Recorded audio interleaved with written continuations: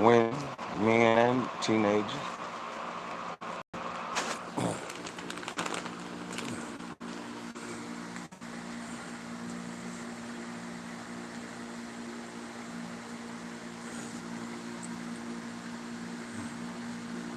Another time,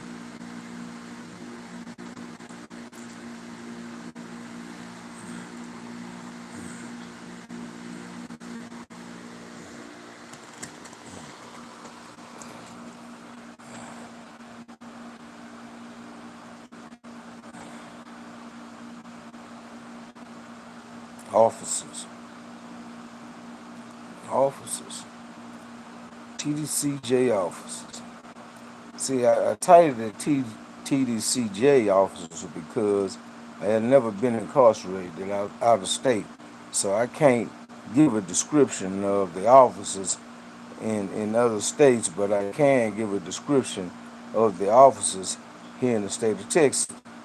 And like I say, I was on 11 maximum security units, and being on that many units, I had the opportunity to meet the characters of officers on every unit.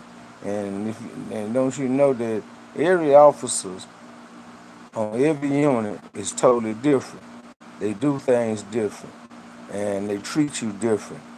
You have some units that doesn't treat uh, offenders as human beings, and it's crazy because anybody can end up in prison, right?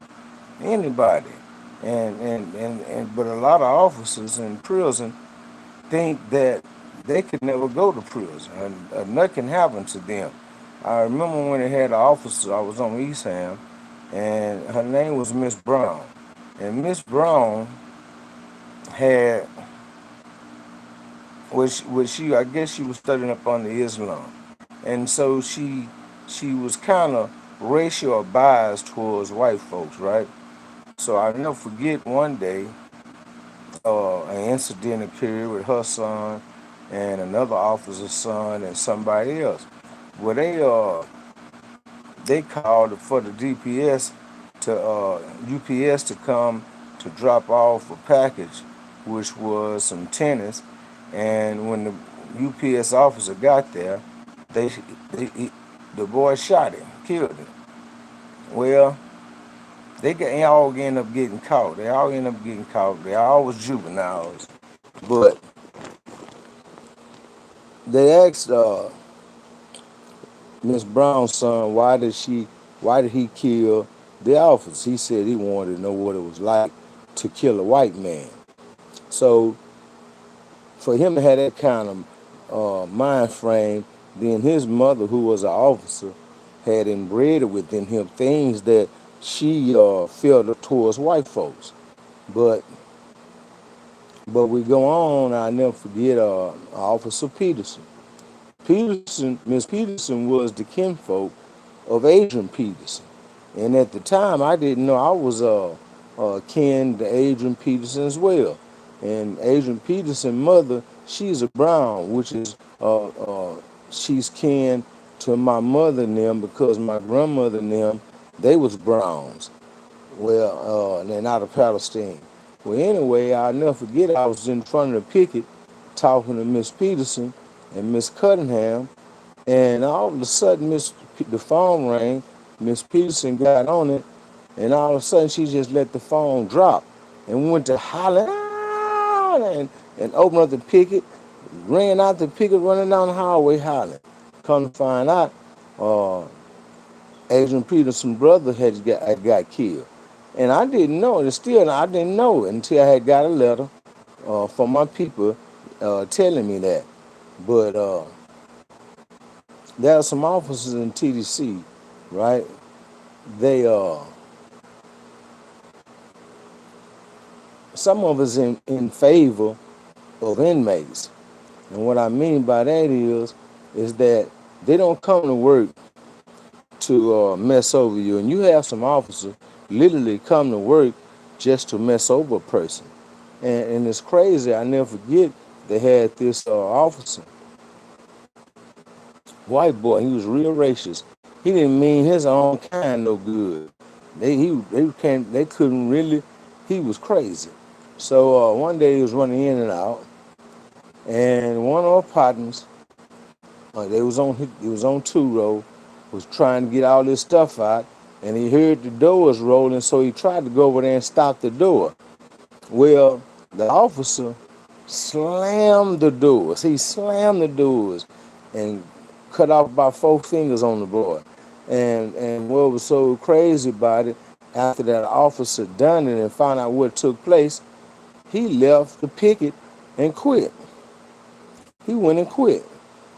But the officers, they uh they come in looking just to work their hours and go home. But coming in prison, you find another world. Prison is another world from the outer world. So what take place is you start communicating with these inmates and find out that the administration was wrong. The administration teaches the officers that the offenders is no good. They no good. They don't mean y'all no good. And to a degree, I agree with that because I've seen so many inmates uh, bust officers, but there's a handful of us that couldn't do that and will not do that. I just couldn't see it. I just couldn't see it. I'd take that fall. Ain't nothing but a 6 months fall before I tell it on the law. But officers, they put themselves in positions to be told on. They get money greedy. Making all that money and being in an institution, it does something to the officers. And when I tell you this here, I remember they had a captain, Captain Rollo, who I spoke of a while back, who was over the Scared Straight program. With Captain Rollo, he he was in cahoots with an inmate father, and they were stealing cattle. They were stealing cattle, and that's I thought that was a hanging uh, crime or whatever. But anyway, they dropped him all the way down to CO and sent him over there another facility. All they did to him, and the man was making a lot of money stealing the state cows. But some of the things that that officers find themselves in. They had one officer named Big Country on East Ham. Big Country used to come in, and he used to get all the cans. He would get all the cans and take them home. So this day here, he was doing it, and the warden was up there sitting at the searcher's desk. It's right there by turnout. So when the warden come through there, when Big Country come through, he see him with these bags. So he hollered and he say, hey, look out, officer. Hey, come here. He said, what you got there? And the officer told him some cans. He told the officer he can't take them cans out of there. He said, oh, yeah, I set the bag down there. Well, when Big Country came to work the next day, all his conversation was about was, since they don't want me to make no money for my cans, I'll make it another way. Big Country became a real big mule, and all he brought was tobacco. And when I say tobacco, I mean cans. But he ended up getting busted on his own because Big Country was out of control. He'd take money from anybody. Anybody that come to him, he'll take money. I had an officer named Big English, Big E. Well, when I got busted on East Ham, I ended up getting shipped to the Hughes unit on close custody. So I ended up getting shipped to Ellis 1. This after time I had been over there. When I got to Ellis 1, I seen one of my partners, and he seen me. He say, hey, man, you know your boy over here. I say, who? He say, Big E. Oh, man, that automatically put me in the door. Big E didn't mess with nothing but weed. So when I came to this one, I was automatic. He gave me an ounce just because. And from that standpoint, I was getting ounces, and I was selling them, but I only used to sell an ounce for $200. I wouldn't sell it for. I wouldn't try to ball it up, and I sold it for $200 an ounce. I was able to sell about up to 4 ounces a day, so that put me in a position with my law to keep it coming, and I was keeping the money coming. So there's some things goes on, people, in prison where the officers they take flight to whatever game you give them. Some of them don't have no game, and when you give it to them, Lord knows what the length that they'll go to. I had a young officer, male dude named Kirkwood. Kirkwood must have had the biggest nuts that I ever seen, and I used to get 24 and 2 from him every day he come to work. He got so much off into making that money to the point where he had weed and dope stashed in the pickets. Even before I can even, well, I would tell him, hey man, such such. He said, well, go down there. He done already stashed it. Well, he already have it in the building. So on a daily basis, he come to work, he was bringing in some stuff and stashing it. But like I say, he was 21 years old and really out of there. I remember another little old officer, and he was very young.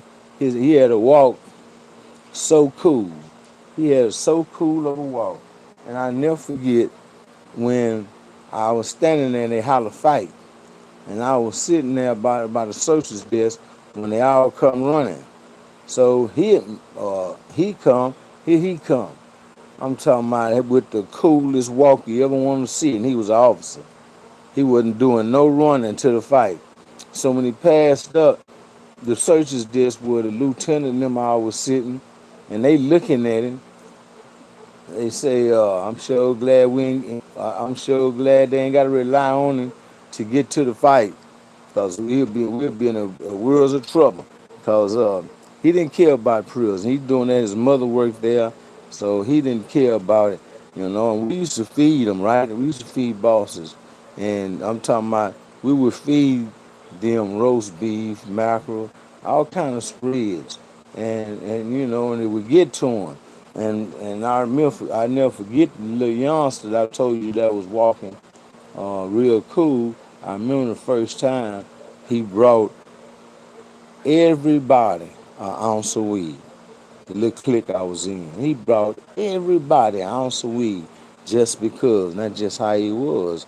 That's just how he was, and it was amazing because he just did it. He didn't tell us he was gonna do it. All he used to say, "Well, I'm gonna break y'all off one day," and I'll be darned, he did. And then they had this other officer named Treyon. Treyon looked like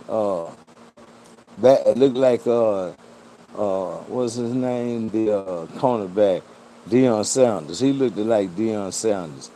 The man bought 2 Cadillacs off bringing number tobacco.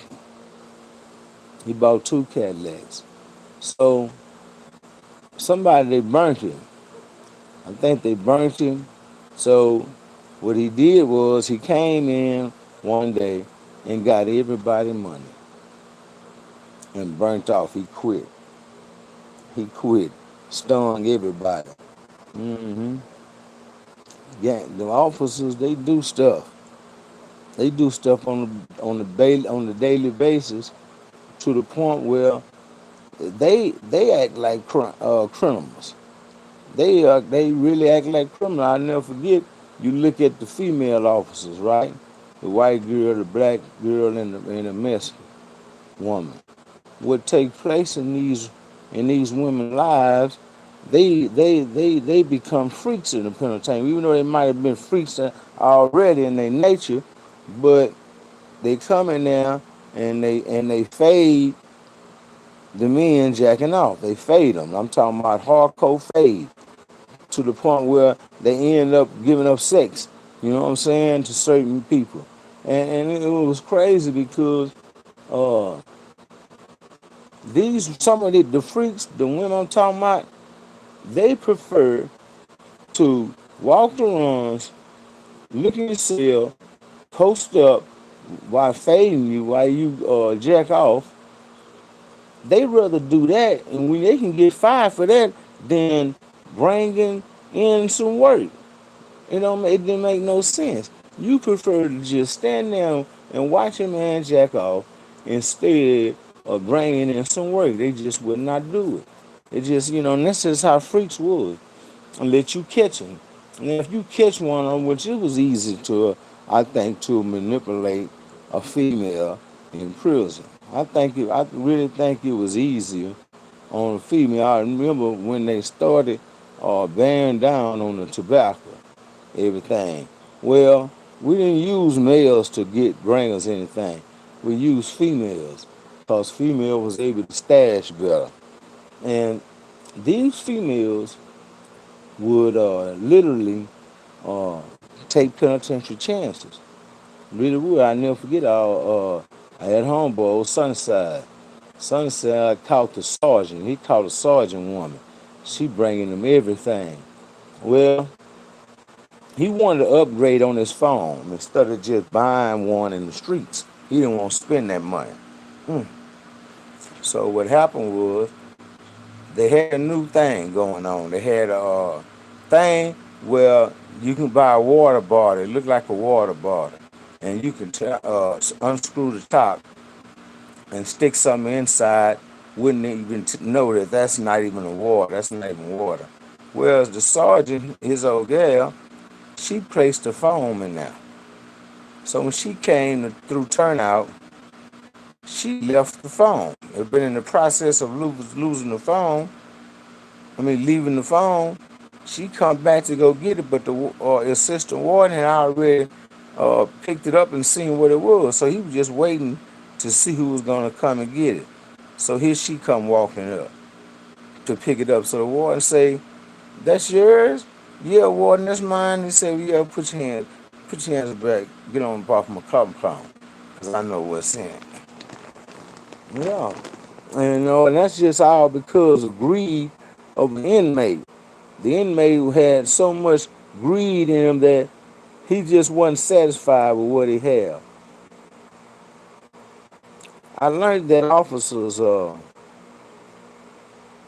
they don't come in just to help an inmate. Some come in to work and make a living. And here it is, you got different types of characters in white. You got some of the damnedest manipulators in white. And it's so easy, like I say, to influence an officer with money because you paying them. I'm gonna pay you what you make a month. And I used to tell them, I'm gonna give you 2,200 for 8 days, and all I want you to do is bring tobacco. And then women would say, "Boy, just what?" I said, "Yeah." They should say, "I ain't gotta." Man, no, you ain't gotta. You don't have to wrap it or nothing. It's gonna already be on. It's gonna be already wrapped. And if you go to Houston and go get it, then that's an extra $200. Man, them women run down there to Houston. Run down there to Houston, go get that bread, get that dope. But all the time, if only they knew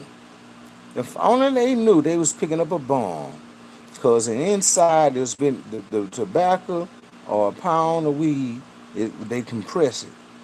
And when they compress it, they place a couple ounce of powder. They place about 200 X pill in the middle of it. And they'll compress it. And that officer bringing that in. And it's crazy because I really don't have the stomach to really just mess over a woman or an officer, period. But it was just in my nature at the time, excuse me, to make that brigade because it was so easy. It was so easy, but the officers, they was easier because I got pain going through their leg. Ooh, that pain. Ooh, I can't stand this pain. The officers, and you know what? You done had majors. You done had assistant wardens that get busted bringing in tobacco. It's crazy. Seriously, they would get. Not in the property room. I was on McConnell. They had a property room. Uh, Man, and his wife was he worked there, and she was a stone freak. Here it is. She got busted. She got busted bringing in. I mean, not with a kite on her. She was so much of a freak. She didn't want no money or nothing. She just out of control. Just want to talk sex talk and fade them boys. But it cost her a job, and she ain't make a dime. And then I think her husband left her. But I was on Robinson, right? I was on the Robinson unit, and they had a guy that used to go around the compound. He didn't unsupervised. He could go on. He can go unsupervised anywhere he wanted to go, right? And so one night he told the Sarge, "Look out, Sarge. I know where this. I know where some tobacco at." And they got it big. He said, "Yeah, come show me." So he took the Sarge around there. He said, "It's up in there. Look up in there, Sarge." Sarge bending down all up in there, and he knocked the Sarge out. Knocked the Sarge out. Got the keys and credit cards of the Sarge, and he went out the front door. Went out the front door, and the boy ended up getting busted in North Carolina somewhere using a credit card. They didn't even know where he was. They over there in Mexico somewhere looking for him. He over here in North Carolina, and they busted him when they got him. But officers, they they're a part of a major role. Officers are a part of a major role. Officers have to withstand temptation. Officers have to keep their conduct intact, but yet and still come in here inside the walls of confinement and deal with these clucks. Because some of them are clucks. And I remember they used to have them suicide watches when a person don't cut himself. And the officers have to sit there and watch this inmate for over 12 hours. Can you imagine what it felt like to watch an inmate make sure he don't cut himself, kill himself, and that says a lot. That says a lot about the officers and their job. Uh, I think they say it's easy money, but it's not. It's a lot they have to go through. It's a lot they have to pay attention to.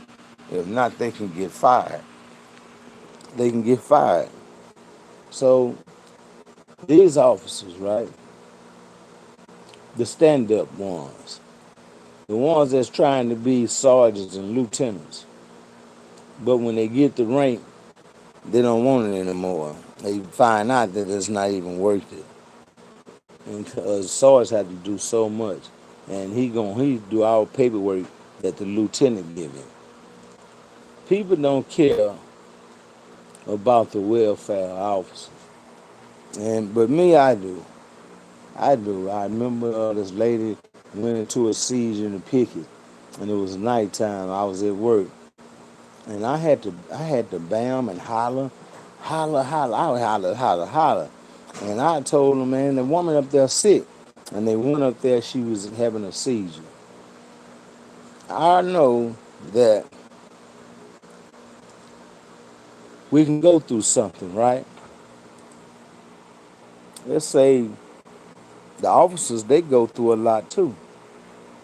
They go through a lot in society, and then have to come to work and put aside whatever problem they have. Some of them bring their problems to work with them. They don't even care. And it backfires on them because they're going to do something that's not right. And by doing something that's not right, could cost them their job. They're the African. I never forget it had this African on McConnell, big old thick African, big cocky. And so it was my homeboy and them was in one cell. So and they were trying to kick the door because you have to kick that latch off. So that when he see them kicking, he told them, get back, get back, get back. I do it, I do it. Y'all so weak, y'all so weak. So they told my man, don't be kicking. I said, man, let him kick the door. I said, let him kick the door. He kicked that bad boy open. They put that grievance on that man. They went and reviewed that camera. Hurry up and fired it. Got rid of his police, but because he was a police. He was a police. And you be like, man, why these Africans, the Africans, man, they be totally racial to a hell of a degree. And it don't matter. I just didn't understand it, why it was like that. But the officers in prison are totally different inside than they are on the outside.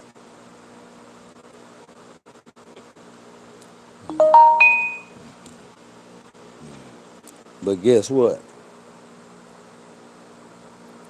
I remember the police officers that come in, those be the ones that end up being the mules, being in relationships.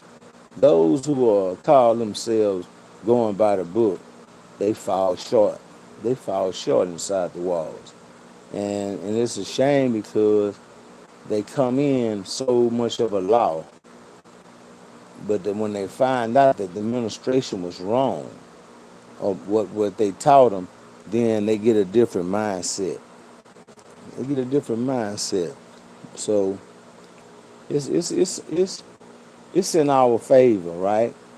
When you go to prison, that you have enough understanding on how to deal with these TDCJ officers, because every unit officer is not going to be the same. They're not going to be the same. So you have to truly be dedicated to whatever you do inside of the walls and confinement, because they're going to do whatever they can do to bring you down.